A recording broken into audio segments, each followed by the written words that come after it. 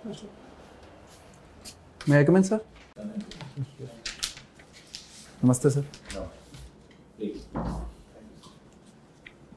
आपके इंटरव्यू की शुरुआत फॉर्मल स्ट्रक्चर से की जाए या इनफॉर्मल स्ट्रक्चर से? फॉर्मल माने आपका डेफ, वही चीज़ें जो एक सामान्य, आप 2 बार इंटरव्यू फेस कर चुके हैं यूपीएससी में, इसलिए पूछ रहा हूँ कि उसी परंपरागत पूछा जाए या गैर परंपरागत चीज़ों से शुरुआत की जाए? Where you feel comfortable? Sir मैं दोनों में कंफर्टेबल हूँ, जैसा आप ठीक समझे सर। अपनी ज़िंदगी में परंपराओं का कितना स्थान पाते हैं आप अपने विकास में, अपने देश की संस्कृति में, या अपने लेवल पे आपने देखा कि जो ट्रेडिशन होते हैं, परंपराएं होती हैं, वो कितनी सकारात्मक होती हैं? सर काफ़ी हद तक परंपराओं का सकारात्मक योगदान रहता है।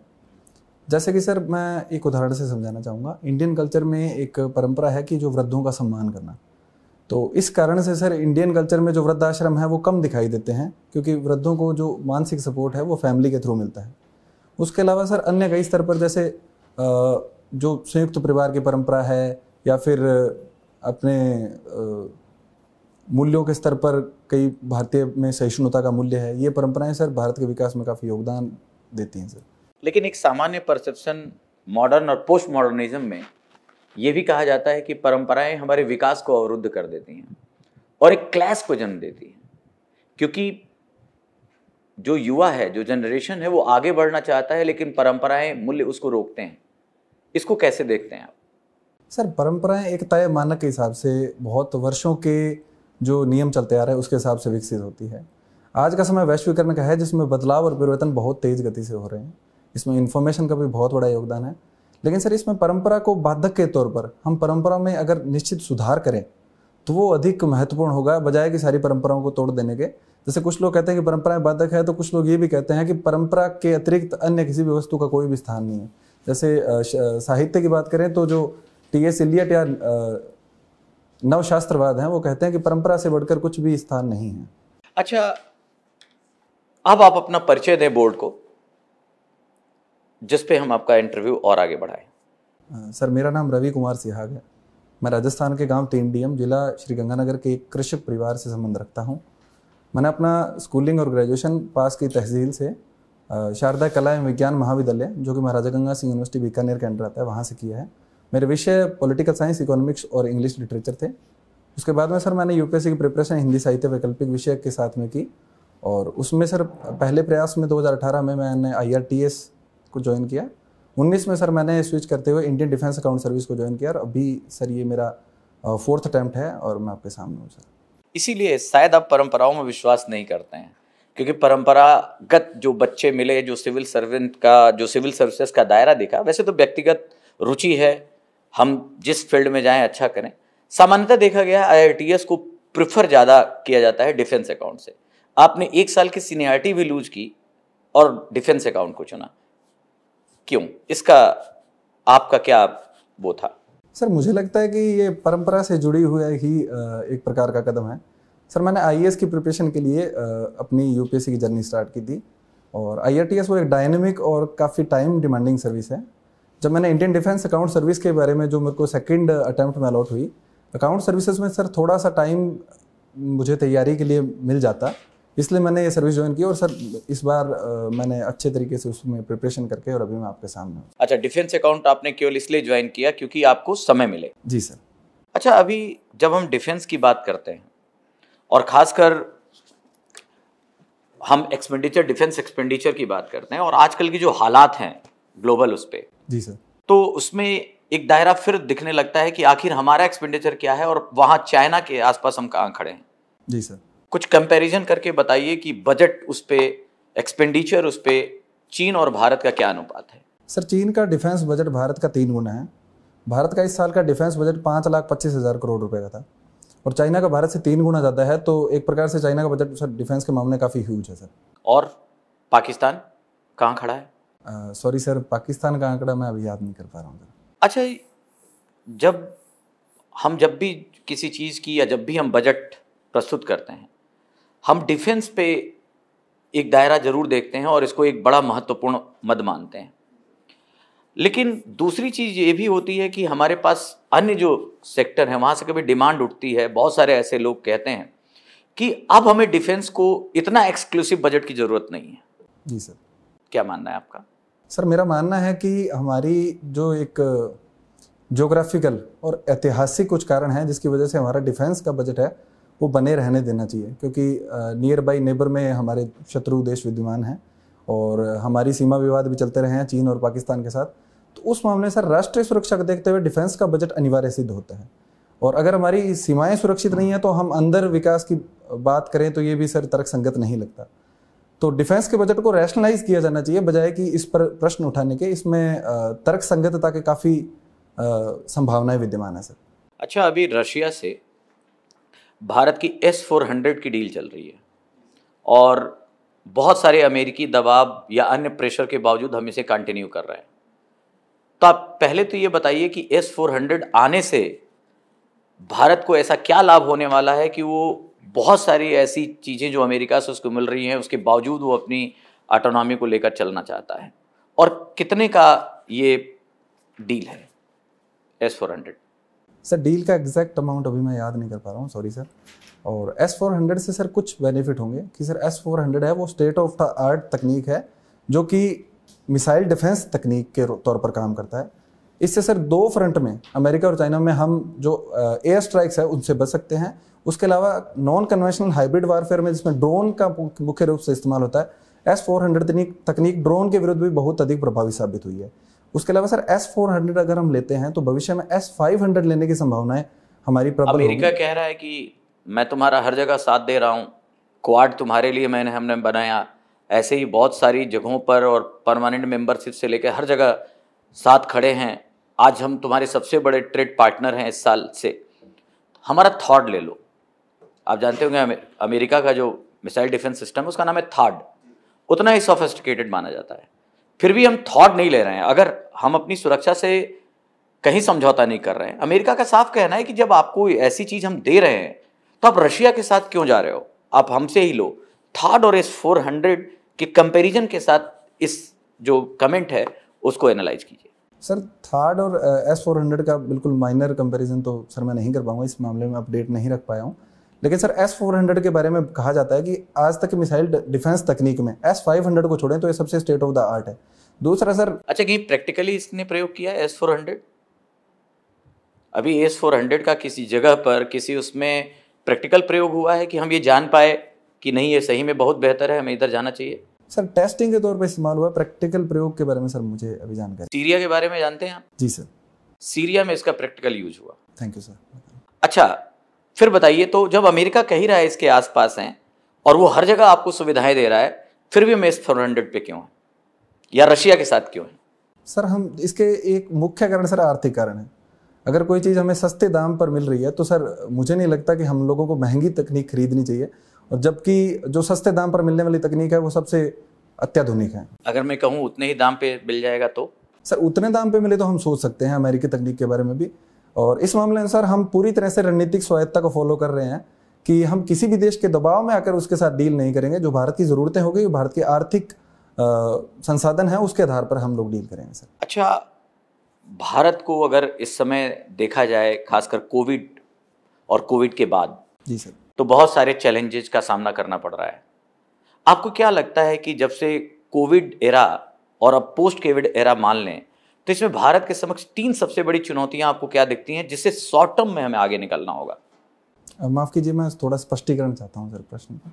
2019 से 2022 अप्रैल तक ऐसी कौन सी चीज़ें हुई हैं भारत के समक्ष, जो चुनौतियां आई हैं, 3 चुनौतियां, जिसको लगता है कि थोड़े ही समय में हमें इससे बाहर निकलना होगा, नहीं तो हमारे जो क्रेडिबिलिटी है, जो हमारा डेवलपमेंट है या जो हमारी डिग्निटी है वो प्रभावित होगी? 3 चैलेंजेस।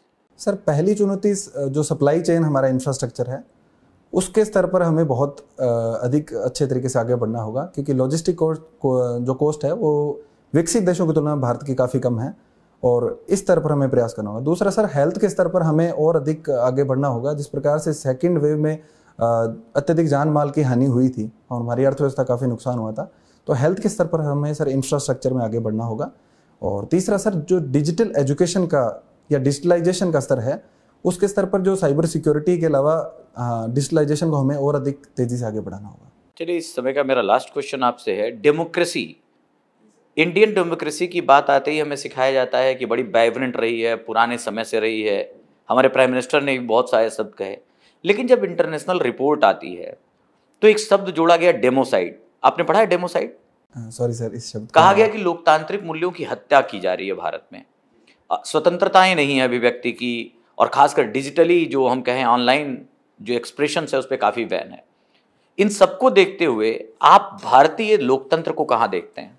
सर, मैं भारतीय लोकतंत्र को एक संक्रमणशील अवस्था में देखता हूँ, जो कि निरंतर परिपक्वता की ओर बढ़ रहा है। हमारे संविधान में जिन मूल्यों को बनाया गया वे अपने समय के स्तर से काफ़ी आगे के मूल्य थे। जहाँ विकसित देशों को बहुत से साल लगे पूर्णतः लोकतंत्र की तरफ आने में, वहाँ भारत का संविधान अपनी आज़ादी के साथ ही नागरिकों को कई प्रकार की स्वतंत्रताएं देता है। और इस स्तर पर सर मुझे लगता है कि भारत का जो डेमोक्रेसी है वो कुछ बाधाओं के साथ निरंतर आगे बढ़ रहा है। एक प्रश्न मेरा और बताइए, एक इस जमाने में कहा जा रहा है real is virtual and virtual is real, इस कोटेशन को आप कैसे देखते हैं? Real is virtual and virtual is real nowadays. Sir, इसका एक जो व्याख्या है मैं ये सोच पा रहा हूँ कि रियल इज वर्चुअल का मतलब है कि जो आज के समय में हम लोग डिजिटलाइजेशन कर रहे हैं, जैसे पहले एजुकेशन के स्तर पर हम लोगों को हार्ड इंफ्रास्ट्रक्चर के अंदर क्लासेस लेनी होती थी, लेकिन अब हम लोग वर्चुअल स्तर पर वो काम कर पा रहे हैं। तो रियल इज वर्चुअल का वो मतलब हो रहा है। और दूसरा सर, वर्चुअल इज रियल का मतलब मैं सर अभी डिसाइफर नहीं कर पा रहा हूँ सर। जो सपना देखा वो वर्चुअल है, उसको रियलिटी में लेके आना रियल है, धरती पे लेके आना। इस दिमाग की एक वीकनेस है, it can not differentiate between real and virtual. बाकी अभी तक कोई वीकनेस नहीं निकाल पाया। थोड़ा सा give a thought on this question जो सर ने आपसे सवाल किया है, इस पर थोड़ा सा सोचने की ज़रूरत है। आप एनीवे कोई कमी नहीं निकाल रहे। स्टार्टिंग जो परंपराओं के ऊपर बात चली थी, कौन कुछ ऐसे देश हैं जो परंपराओं के ऊपर भी चल रहे हैं? संविधान के ऊपर तो चल रहे हैं, परंपराएं भी वहाँ काफ़ी मजबूत हैं। सर, कई देशों को इस कैटेगरी में मैं लेके आ सकता हूँ। जैसे सर, पश्चिम एशिया के कई देश है वो धार्मिक परंपराओं पे चल रहे हैं। उसके अलावा आधुनिक परंपराओं की बात करें तो जापान एक ऐसा देश है जो अपनी समयबद्धता की परंपरा पर चल रहा है। एनीवे, श्री गंगानगर की कोई स्ट्रैटेजिक इम्पोर्टेंस? जी सर, श्री गंगानगर एक बॉर्डर स्टेट है और वहाँ पर जो एक प्रकार से अगर बॉर्डर स्टेट को देखें तो स्ट्रेटेजिक इम्पोर्टेंस अपने आप साबित होती है। और वहाँ पर सर अभी हाल ही में कुछ जैसे तस्करी वगैरह के सामने आ रहे हैं, तो इस मामले में ये इम्पोर्टेंट साबित होता है सर। श्री गंगानगर शहर से बॉर्डर 3 कदम दूर है। तो एनीवे वो उसको छोड़ें। डिफेंस में जो आपने एक बात कही, सस्ता, डू यू थिंक सस्ता is a right word? Do you think technically suitable is a right word? What do you say on this? क्या कहना चाहेंगे? आप फाइनेंस सर्विस को देखते हैं, you are a very important functionary. सस्ता ठीक है या टेक्निकली सूटेबल ठीक है? सर दोनों शब्द सही हैं सर। नहीं, हमें किस चीज़ के ऊपर जाना चाहिए? किसकी वोटिंग अधिक होनी चाहिए? सर टेक्निकली सूटेबल की वोटिंग अधिक होनी चाहिए, लेकिन उसमें सर इकोनॉमिक कॉस्ट का भी ध्यान रखना होगा सर। एनीथिंग कोई जो डिफेंस डील हुई हो जिसमें आपने इन सब चीज़ों को ध्यान रखा है, किसी में टेक्निकल सूटेबल एंड किसी में सस्ता को ध्यान में रखा, कोई एग्जाम्पल बता सकते हैं? सॉरी सर, अभी मैं सोच कोई बात नहीं। हिंदी में कहीं किसी जो हिंदी लिटरेचर, कोई कवि या कोई राइटर जिसके ऊपर आपको बहुत पकड़ है या उसको आप फॉलो करते हैं, उसके बारे में कुछ बता सकते हैं? सर मध्य काल में मैं कबीरदास जी को काफ़ी फॉलो करता हूँ। आधुनिक काल में सर अज्ञेय जी और सूर्यकांत त्रिपाठी निराला जी को मैं फॉलो करता हूँ सर। सूर्यकांत त्रिपाठी निराला की कोई उसमें ये जो फ्रीडम मूवमेंट में कोई उसकी योगदान के बारे में बता सकते हैं या कहीं लिखा है, बोला है? सर उनकी कई कविताएं हैं जो एक प्रकार से निम्न वर्ग के लोगों को या जो दलित लोग हैं, जो दबे हुए हैं, उनको जागृत करने का काम करती है। जैसे भिक्षुक, वह तोड़ती पत्थर आदि कविता हैं। उसके अलावा सर एक कविता है जो उनकी कालजयी और सबसे महान कविता मानी जाती है, राम की शक्ति पूजा। इस कविता के बारे में आलोचकों का कहना है कि ये एक प्रकार से भारतीय स्वतंत्रता संग्राम के बारे में लिखी गई कविता है, जिसमें हमारे स्वतंत्रता जो सेनानी है वो राम के रूप में है और जो अंग्रेजी शासन है वो रावण के रूप में विद्यमान है। और यह कविता का संदेश यही है कि अगर हम लोग नैतिकता के साथ में शक्ति की कठोर साधना करें तो किसी भी कठिन से कठिन परिस्थिति से जूझ सकते हैं। नेक्स्ट लास्ट, हरिवंश राय बच्चन जी के और रामधारी सिंह दिनकर जी के विचारों में, देश के संदर्भ में आप क्या क्या अलग अलग से कहना चाहोगे? देश को वो कैसे देखते थे दोनों अलग अलग से? सर, हरिवंश राय बच्चन और रामधारी सिंह दिनकर दोनों मंचीय कवि थे। जहाँ हरिवंश राय बच्चन की कविताएं देश को कम संबोधित करती हैं, लेकिन जागृति का काम उनमें से कई कविताएं करती है। जैसे उनकी आत्मकथा है, उससे जागृति के कई संदेश मिलते हैं। वहीं रामधारी सिंह दिनकर जी हैं, वो उनकी कविताएं देश के जो पिछड़े वर्गों को संबोधित होकर काफ़ी लिखी गई हैं, जिसमें कुरुक्षेत्र कविता है, जिसमें रश्मिरथी कविता है। उसमें बताया गया है कि किस प्रकार से हम लोग जागृत होकर देश के विकास में योगदान दे सकते हैं। उसके अलावा सर, व्यवस्था की कमियों को लेकर उनकी कई कविताएं हैं, जैसे दिल्ली है, परशुराम की प्रतीक्षा है, वो व्यवस्था की कमियों को दर्शाती है सर। अभी परंपरा की बात हो रही थी, कुछ उसमें मुझे समझ में आया। पॉलिटिकल साइंस के आप स्टूडेंट रहे हैं जी सर। तो जब हम अपना मूल कर्तव्य पढ़ते हैं तो उसमें एक सेंटेंस लिखा हुआ है, ऐसी प्रथाओं का त्याग करें जो महिलाओं के सम्मान के विरुद्ध हो। ऐसी प्रथाओं का, तो प्रथा बाधक होती है या परंपरा बाधक होती है? अगर परंपरा बाधक होती तो वहां लिखा रहता ऐसी परंपराओं का त्याग करें जो महिलाओं के सम्मान के विरुद्ध हो। सॉरी सर, इसके बारे में मैं सोच नहीं पा रहा सर। अभी क्रिप्टो अभी चर्चा में है। इस रेस्पेक्ट में अभी हमारे फिनांस मिनिस्टर ने एक स्टेटमेंट दिया है, जानते हैं उसके बारे में क्या भी उन्होंने कहा है? अच्छा, क्रिप्टो का क्या फ़ायदा और क्या नुकसान है ये बताइए। सर, क्रिप्टो करेंसी का फ़ायदा ये है कि डिजिटली अवेलेबल है, सबके पास इस मुद्रा तक जाने का स्रोत है। दूसरा सर ये है कि इससे ट्रांजैक्शन है वो सुगमता से और इजीली हो सकते हैं। तीसरा सर, इसमें जो हार्ड करेंसी की तरह जो थेफ्ट, स्टोलन जैसी समस्या नहीं है।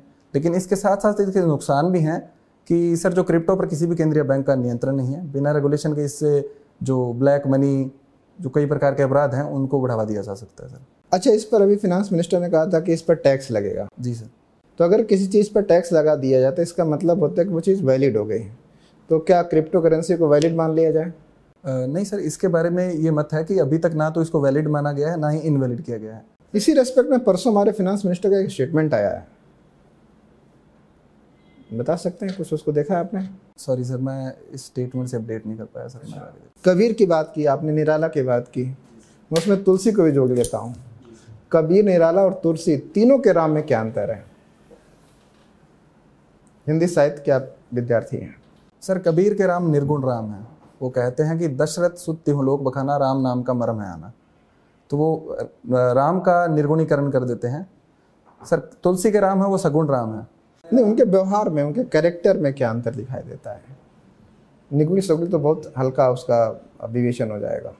सर, कबीर ने राम का कोई भी विशेषताओं का वर्णन न करके सिर्फ ब्रह्म की उपासना करने के लिए उसको राम का सगुणीकरण किया, ताकि लोगों को ये समझ आ सके कि ईश्वर का प्रतिरूप क्या होगा। तुलसीदास जी के राम है वो सगुण राम है। उन्होंने राम को मर्यादा पुरुषोत्तम कहा है, राम राज्य की संकल्पना की है। वहीं निराला आधुनिक कवि हैं, उन्होंने राम का ईश्वरीकरण करके उनमें मानव जैसी गुणों को भरकर राम के माध्यम से स्वतंत्रता की कल्पना की है। अभी इकोनॉमी में एक टर्म आया, श्रिंकफ्लेशन। श्रिंकफ्लेशन, इन्फ्लेशन नहीं, श्रिंकफ्लेशन।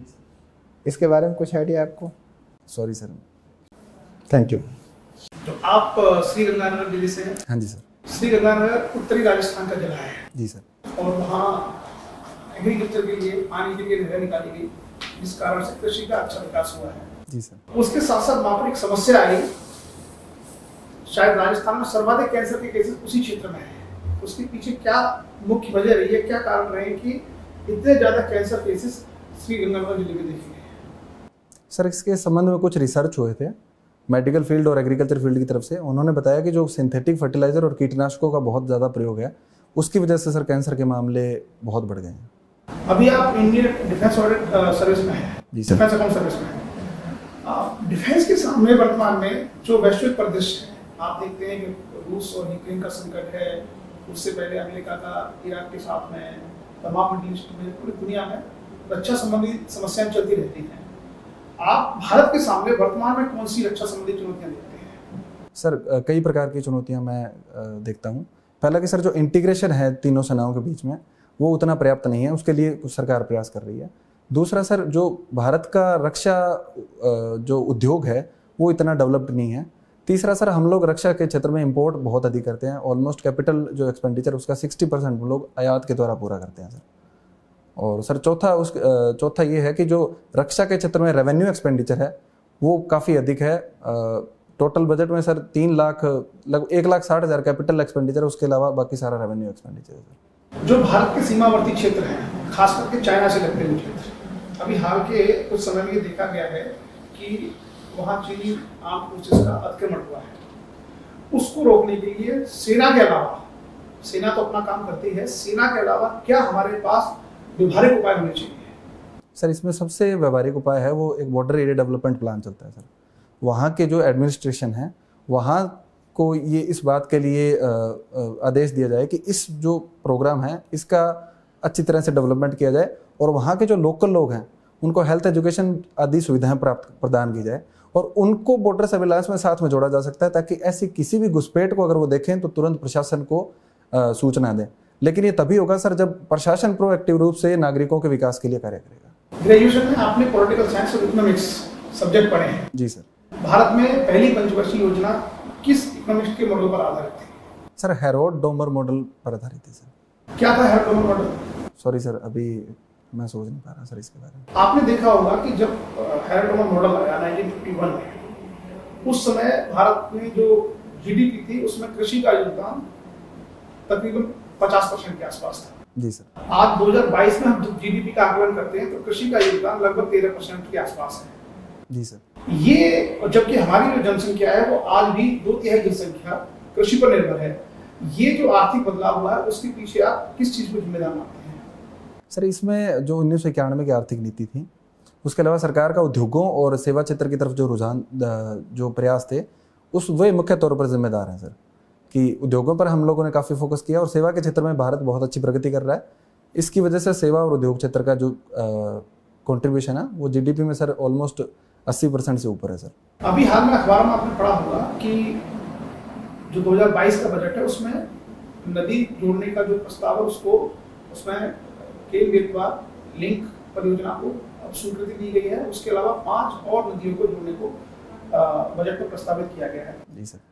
सरकार का ये मानना है कि नदी जोड़ने से बहुत सारे कृषि क्षेत्र का विकास होगा, खास करके सिंचाई और पेयजल की सुविधा वहां तक पहुंचेगी। क्या इसके कुछ नकारात्मक इम्पैक्ट भी हो सकते हैं? जी सर, कई नकारात्मक इम्पैक्ट कई पर्यावरणविदों ने गिनाया है। पहला कि सर इससे जो पर्यावरण को नुकसान काफ़ी होगा। जैसे केन बेतवा लिंक प्रोजेक्ट है, उससे पन्ना टाइगर रिजर्व के लगभग 5,000 जो हेक्टेयर की ज़मीन वो जल प्लावित हो जाएगी। दूसरा सर जो पुनर्वास का मुद्दा है वो एक बड़ा मुद्दा है। और तीसरा सर एक संभावित थ्रेट ये हो सकता है कि आप क्लाइमेट चेंज का दौर है और जो पानी और वर्षा की मात्रा है वो निश्चित नहीं है। तो इस स्तर पर इस प्रकार के प्रोजेक्ट पर कुछ प्रश्न मार्क उठाए जा सकते हैं। और चौथा सर इससे जो वहाँ की लोकल बायोडाइवर्सिटी है उस पर इम्पैक्ट पड़ सकता है। आजकल एक सब चर्चा में जीरो नेट कार्बन एमिशन, क्या है ये? Sir zero net carbon emission से तात्पर्य है कि हम किसी भी इंडस्ट्री में अगर उत्सर्जन कर भी रहे हैं तो उसमें कार्बन कैप्चर और स्टोरेज इतना करें कि जो एक प्रकार से जीरो नेट हो जाए, कि ना तो हम उत्सर्जन कर रहे हैं और जो उत्सर्जन कर रहे हैं उसको हम लोग कैप्चर करके स्टोर कर रहे हैं। भारत सरकार ने कुछ प्रतिबद्धता जाहिर की है इसके प्रति, कब तक के लिए कहा है? सर 2070 तक हम लोग जीरो नेट कार्बन एमिटर। कई लोग कह रहे हैं कि थोड़ा सा ये अभी की जो हमारी डेवलपमेंट ग्रोथ रेट है और जो बाकी समस्याएं हैं तो हमने प्रतिबद्धता थोड़ा पहले जाहिर कर दी है। हमें अपने डेवलपमेंट इश्यूज को देखते हुए, हमारी समस्याओं को देखते हुए करना चाहिए था। इसे थोड़ा सा मतलब 10 साल 20 साल और 2090 के आसपास अगर हम करते तो ज़्यादा बेहतर होता। सर जो विकास का मुद्दा है सर उसमें इन्वायरमेंट डेवलपमेंट भी एक मुद्दा है कि हम लोग इन्वायरमेंट को प्रोटेक्ट करके भी डेवलपमेंट कर सकते हैं। सर एक उदाहरण के तौर पर समझाना चाहूँगा कि जैविक कृषि का जो क्षेत्र है उसमें सर अगर हम जैविक कृषि को बढ़ावा देते हैं तो उसके उत्पाद महंगे होते हैं, उससे सर किसान और उपभोक्ता दोनों को लाभ होता है। किसान को आर्थिक लाभ होता है, उपभोक्ता को स्वास्थ्य लाभ होता है। तो ये एक प्रकार से पर्यावरण के साथ में मिलकर विकास का उदाहरण है। तो इस मॉडल को आगे बढ़ाना चाहिए और मुझे लगता है कि 2070 तक का समय पर्याप्त है और हम इस तक हमारे विकास मॉडल को भी आगे ले जाएंगे सर। अच्छा, ऐसी वर्तमान स्थिति में जेलेंस्की साहब को 10 में से नंबर देने हैं, आप कितने नंबर देंगे? सर मैं 7 नंबर उनको दूंगा। क्यों? सर 3 नंबर जो मैंने उनके लिए रखे हैं वो इस बात के लिए रखे हैं कि जो अभी जो डायलॉग्स की बात कर रहे हैं वो शायद उन्होंने पहले प्रोएक्टिव स्तर पर डायलॉग और डिप्लोमेसी स्तर पर प्रयास करते तो शायद इस प्रकार का विभत्स युद्ध ना होता। Thank you can go now. Thank you sir.